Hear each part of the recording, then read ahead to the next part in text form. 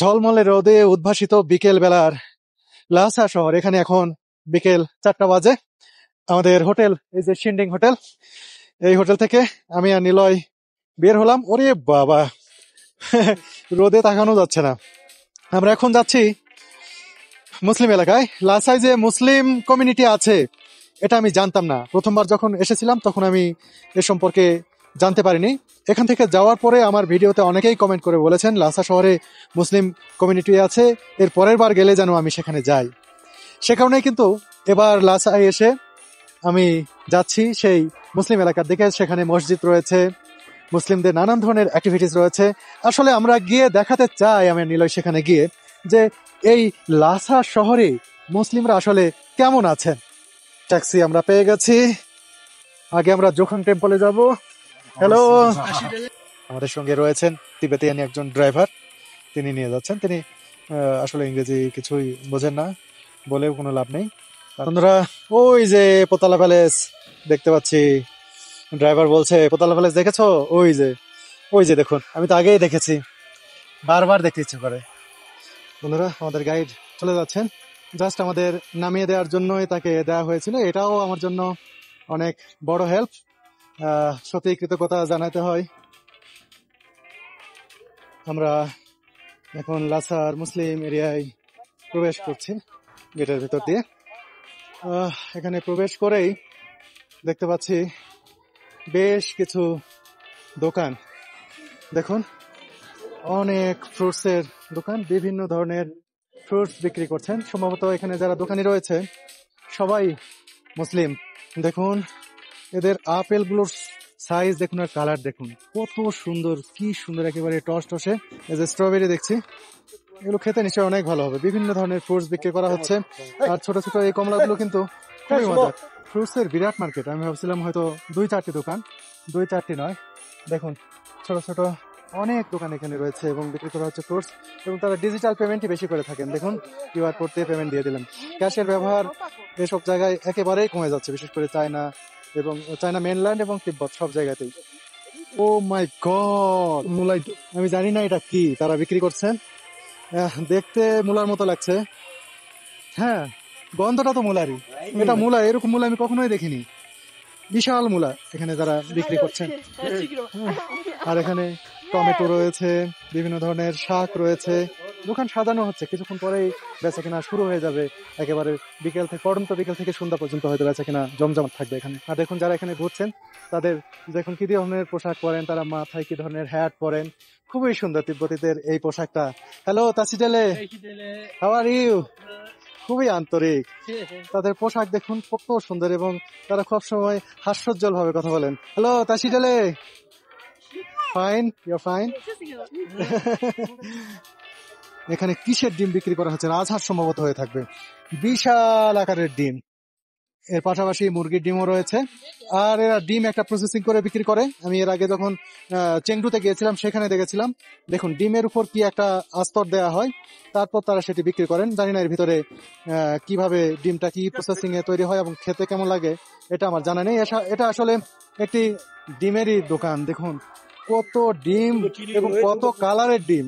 এই যে দেখুন, এই কালার, সাদা কালার, মানে কত কালারের ডিম, কালারফুল ডিম। এত কালার ডিম আমি কখনোই দেখিনি এক জায়গায়। মাশরুম কত সুন্দর, কি চমৎকার, মনে হচ্ছে ফুল ফুটে আছে, অসাধারণ। এখানে এই দোকানে মাশরুম গুলো বিক্রি করা হচ্ছে, এভাবে সাজিয়ে রাখা হয়েছে। ছোট মাশরুম রাখা হয়েছে, বড় মাশরুম রাখা হয়েছে। আর জঙ্গলে যে লম্বা লম্বা আলু হয় সেইগুলো এখানে বিক্রি করা হচ্ছে। আর অজানা অনেক কিছুই কিন্তু এখানে রয়েছে যেগুলোর হয়তো আমি নামও জানি না। ও এটাও মাশরুম, খুব ফ্রেশ কিছু মাশরুম। আর এখানে দেখুন পেপারস বিক্রি করা হচ্ছে, গ্রিন পেপারস, অনেক বড় বড় গ্রিন পেপারস তারা বিক্রি করছেন। এই দোকানে দেখুন আলুগুলো সাজিয়ে রাখছেন, অনেক ধরনের আলু।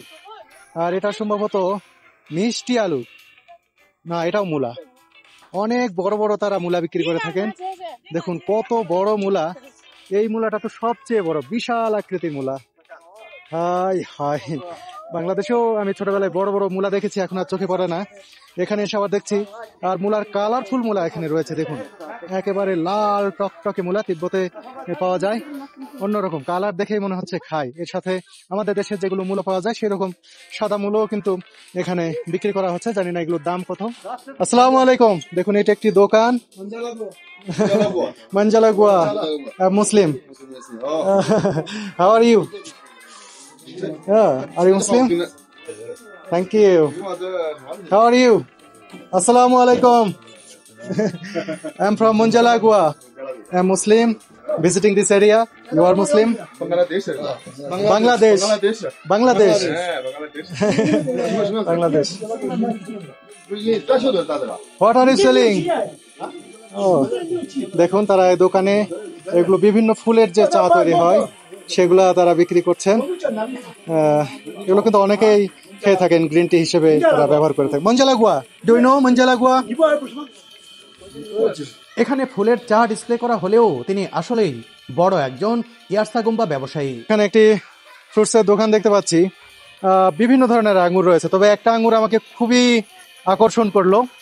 এই ধরনের আঙ্গুর আমি কখনোই দেখিনি, একবার অদ্ভুত অন্য রকমের। আর ধরেও কতগুলো করে দেখুন, অনেকগুলো একসাথে ধরে। আর অনেক বড় বড় আঙ্গুর এভাবেই এখানে বিক্রি করা হচ্ছে এই মুসলিম স্ট্রিটে, মুসলিম কমিউনিটি যে এরিয়া এর ভেতরে। এর সত্যি আমি এরকম আঙ্গুর এর আগে দেখিনি। অনেক বড় বড় আঙ্গুর বিক্রি করছেন আর বিভিন্ন ধরনের ফল রয়েছে। এখানে আমও রয়েছে, তুমি খেতে পারো নিলয়, টেস্ট করতে পারো। দুইটা নেই, আগে একটা খাও, ভালো লাগলে আবার নাও। হ্যাঁ, আর এখানে দেখুন ম্যাঙ্গোস্টিন বিক্রি করা হচ্ছে। এটা অবশ্য থাইল্যান্ড, কম্বোডিয়া সব জায়গায় দেখেছি ম্যাঙ্গোস্টিন। নিলয় একটা কিনছে। কত দাম বলছে নিলয়? একটা আম নিল, যদি ভালো লাগে আরো নিতে পারবে টেস্ট করার জন্য যেখানকার আমগুলো আসলে কেমন হয়ে থাকে। কত নিল? 4 RMB মানে 460 টাকা। 60 টাকা বাংলা টাকায়? বাংলা টাকায় 60 টাকা, বেশি না কিন্তু সেই হিসাবে, তাই না? বাংলাদেশের হিসাবে বেশি, কিন্তু এখানে যে পণ্যগুলোর দাম এখানে খোসা ফেলো না কিন্তু আবার। এই যে দেখুন আমগুলো দেখেই মনে হচ্ছে অনেক সুস্বাদু হবে। হ্যাঁ, তো ভালো, ভালোই তো, মজা আছে। মজা আছে। শীতকালে ফেব্রুয়ারি মাসে আম খাচ্ছি, মজা আছে একদম, ভালোই। বাংলাদেশে আমের মতো টেস্ট একদম। এখানে দেখুন কমলা রয়েছে আর কত বড় ড্রাগন ফল, এর পাশে তরমুজ, আপেল তো আমি আগেই দেখেছি। আর একটি জিনিস না দেখালেই নয়, কে বলবে এগুলো কমলা? বলুন, এত বড়। দেখুন আমার হাত দেখলে বুঝতে পারবেন যে এটা কত বড় হতে পারে। অনেক বড়, তালের সমান এক একটা কমলা। সত্যি কথা বলতে আমি এখানে এসেই এত বড় কমলা দেখলাম। এই কমলাগুলো আমি শিলিংয়ে দেখেছি, সেই সময় ভালো করে দেখানোর সুযোগ পাইনি। তারপরে এখানে এসে দেখলাম এবং আপনাদের খুব ক্লোজলি দেখানোর চেষ্টা করছি। দেখুন এত বড় কমলা হতে পারে, এটা আমার ধারণারও বাইরে। এটা কি কমলাই? কমলাই তো। হ্যাঁ। আসসালামু আলাইকুম। মুসলিম মঞ্জালা গোয়া। মঞ্জালা, ইয়েস। ডু ইউ নো মঞ্জালা গোয়া? মাঞ্জালা? মঞ্জালা মঞ্জালা তিব্বতে যে এত মুসলিম থাকে এটা জানতাম না। তো এবার এর আগে ঘুরে যাওয়ার পর অনেকে বলছে আসলে থাকে, তো এবার এসে দেখলাম যে আসলে এখানে অনেক মুসলিম থাকে এবং এখানে মসজিদ নিলয়। হ্যাঁ, এখানে তারা স্থায়ী ভাবেই থাকে। এই যে দেখো মসজিদটা, এই যে বন্ধুরা দেখতে পাচ্ছেন মসজিদ। আমি মসজিদটি আরো ভালোভাবে দেখাবো, মসজিদের দিকে যাব। আর এখানে কিন্তু মুসলিমদের অনেক দোকান রয়েছে। এটা আবার কি? শশা, অনেক বড় শশা, বিভিন্ন ধরনের শশা। ধরা যায় না, কাটা কাটা। আমাদের কাটা কাটা, আমাদের দেশে হয় না এসব। আমরা এবার চলে এসেছি এই লাসার একটি বড় মসজিদের সামনে। এটার নামই হচ্ছে গ্রেট মস্ক অফ লাসা তিবেত। দেখুন এই মসজিদের গেট, এটা পেছনে সূর্য ঝলমল করছে। এবার ভালো মতো আপনারা দেখতে পাবেন। এই গেটের ভিতর দিয়েই এই মসজিদে যেতে হবে। এখানকার সবচেয়ে বড় মসজিদ এটি। এই মসজিদকে কেন্দ্র করেই এখানে মুসলিমদের বসতি গড়ে উঠেছে, দোকানপাট, ব্যবসা বাণিজ্য সবকিছুই পরিচালিত হচ্ছে। এবার আমি মসজিদের ভেতরে প্রবেশ করছি। মসজিদটি কিন্তু অনেক সুন্দর, কিন্তু আমরা যে ধরনের মসজিদ দেখি স্থাপত্য রীতি, স্থাপত্য স্টাইল কিন্তু সেই রকম নয়। চৈনিক স্থাপত্য রীতিতেই বা তিবেতিয়ান স্থাপত্য রীতিতেই তৈরি করা হয়েছে এই মসজিদটি।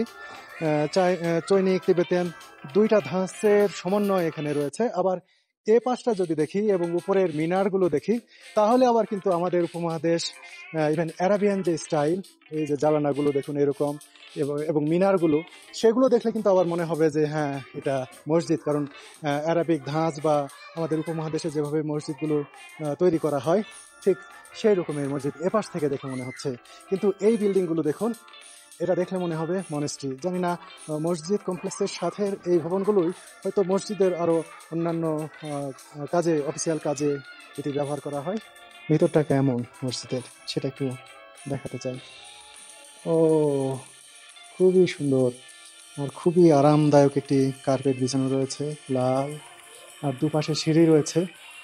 এই সিঁড়ি দিয়ে উপরে উঠে যাওয়া যাবে, অর্থাৎ দোতলায়ও, আরও উপরে হয়তো তিনতলায়ও নামাজের ব্যবস্থা রয়েছে। অনেক বড় মসজিদ, লাসা এটি সবচেয়ে বড় মসজিদ। দেখুন এ পাশে সিঁড়িটিও কিন্তু একইভাবে উপরে উঠে গেছে। আর এটাই হচ্ছে মূল যে মসজিদের কক্ষ। খুবই সুন্দর একটি মসজিদ, খুবই সুন্দর কারুকার্য সম্বলিত। সত্যি মসজিদটি দেখে আমার ভালো লাগলো। একজন এখানে সম্ভবত কোরআন তেলাওয়াত করছেন। আসসালামু আলাইকুম। আমি মগ্ন চিত্তে, ওনাকে আর ডিস্টার্ব না করি। বন্ধুরা দেখুন, এখানে চেয়ারে বসে যেভাবে নামাজ পড়ে, সেভাবে নামাজ পড়ার জন্য কত সুন্দর ব্যবস্থা রাখা হয়েছে। এখানে চেয়ার নিয়ে আসতে হবে না। দেখুন কত সুন্দর স্টিলের ফ্রেম, তার উপরে সুন্দর বসার জায়গা, একেবারে নরম আরামদায়ক। এখানে সিজদা দেওয়ার জন্য জায়গা দেখুন কত সুন্দর করে রাখা হয়েছে। চীনে মসজিদে এসে এভাবে নামাজ পড়ার দৃশ্য দেখে আমার সত্যি খুবই ভালো লাগলো, যে তাদের কথাও চিন্তা করা হয়, যারা একেবারেই যেভাবে স্বাভাবিকভাবে নামাজ সবাই পড়েন সেভাবে পড়তে পারেন না, চেয়ারে পড়তে হয়। তাদের জন্য যে তারা চিন্তা করেছেন, এবং তাদের যে কোনো চেয়ার নিয়ে আসতে হবে না, বা তাদের জন্য স্থায়ী একটি ব্যবস্থা এখানে করা হয়েছে, এটা আসলেই আমার কাছে অসাধারণ লাগলো। আমি এর আগে কখনো কোথাও দেখিনি। এই লাসার এই বড় মসজিদে এসেই কিন্তু এটা আমি দেখলাম।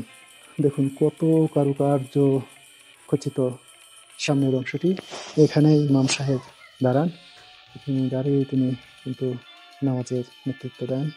সেই জায়গাটি এত সুন্দর করে তারা তৈরি করেছেন, খুব ভালো লাগলো লাসার এই মসজিদটি। এখানে আরেকটা জিনিস দেখে আমি অবাকই হচ্ছি, অনেক কাপড় চোপড় দেখছি ইসলামিক ধাঁচের। এখানে পাগড়ি দেখতে পাচ্ছি, পাঞ্জাবি দেখতে পাচ্ছি, জুব্বা দেখতে পাচ্ছি, অনেকগুলো এখানে রাখা আছে। আমার মনে হয় কেউ এখানে এসে হয়তো এই পোশাকগুলো নিয়ে নামাজ আদায় করতে পারবে না। আমি সঠিক জানি না যে এতগুলো কাপড় কেন, টুপি কেন, পাগড়ি কেন এভাবে এখানে সাজিয়ে রাখা হয়েছে। আমরা মসজিদ থেকে বের হয়ে আসলাম, ততক্ষণে দেখি এপাশে স্ট্রিট ফুডের পসরা সাজিয়ে বসে রয়েছেন মুসলিম নারী পুরুষ। এখানে দেখতে পাচ্ছি একজন মুসলিম পুরুষ, তিনি কিছু কিনতে এসেছিলেন। আর এখানকার দোকানদার কিন্তু মুসলিম নারী দেখতে পাচ্ছি, তারা অনেক কিছু বিক্রি করছেন। ও মাই গড, এখানে দেখছি ছাগলের মাথা, দেখুন এত মরিচ দেওয়া হয়েছে, অনেক স্পাইসি, সেগুলো বিক্রি করা হচ্ছে। এখানে আবার ছাগলের এই যে ছোট ছোট ভুঁড়ির মতো, এগুলো দেখুন ছোট ছোট করে বানানো। এগুলো আমি সিনিংয়ে খেয়েছিলাম, খুবই মজাদার হয়ে থাকে এবং হালাল ফুড কিন্তু এগুলো সব। দেখুন ছাগলের পায়াও এখানে রয়েছে, কালার দেখেই বোঝা যাচ্ছে এটা খুবই চমৎকার হবে। দেখুন টকবক করে ফুটছে। আর বিক্রি করছেন এই যে মুসলিম নারী, তিনি এই দোকানি। এখানে তিনি চিকেনও রেখেছেন, আস্ত চিকেন, একেবারে এই এক মরিচ দেয় এক তরলের মধ্যে একেবারে ডুবিয়ে রেখেছেন। মাথা রয়েছে, পা রয়েছে, সব কিছুই রয়েছে। শুধু তাই নয়, এখানে ভুঁড়িও বিক্রি করা হচ্ছে। দেখুন এই যে ভুঁড়িটা দেখছেন ছোট ছোট করে পুঁটলির মতো করে রাখা হয়েছে, এটাই কিন্তু এই যেখানে ভিন্নভাবে আবার বিক্রি করা হচ্ছে, ডুবিয়ে রাখা হয়েছে, এই সসের মতো দেখাচ্ছে এর মধ্যে। এগুলো খেতে নিশ্চয়ই অনেক মজা হবে, জানি না আসলে কতটা মজা হবে। আর অনেক ছাগলের মাথা দেখুন এখানে তারা বিক্রি করছেন। এটা খুবই চমৎকার লাগলো এই দোকানটি দেখে। এই নারী দেখুন বিক্রি করছেন, ছাগলের মাথার উপর এই সসগুলো ঢেলে দিচ্ছেন।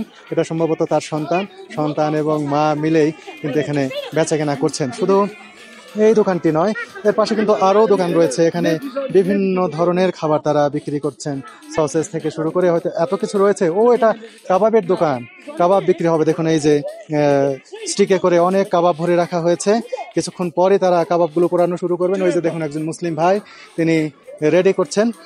এখানে দেখুন অনেক কিছু বিক্রি করা হচ্ছে। তারা মুসলিম দম্পতি, তারা কি এখানে সস নিচ্ছেন একা। এই সসের সাথে কি দেবেন জানি না। অনেক কালারফুল সব খাবার তারা এরকম বক্সে তুলে বিক্রি করছেন।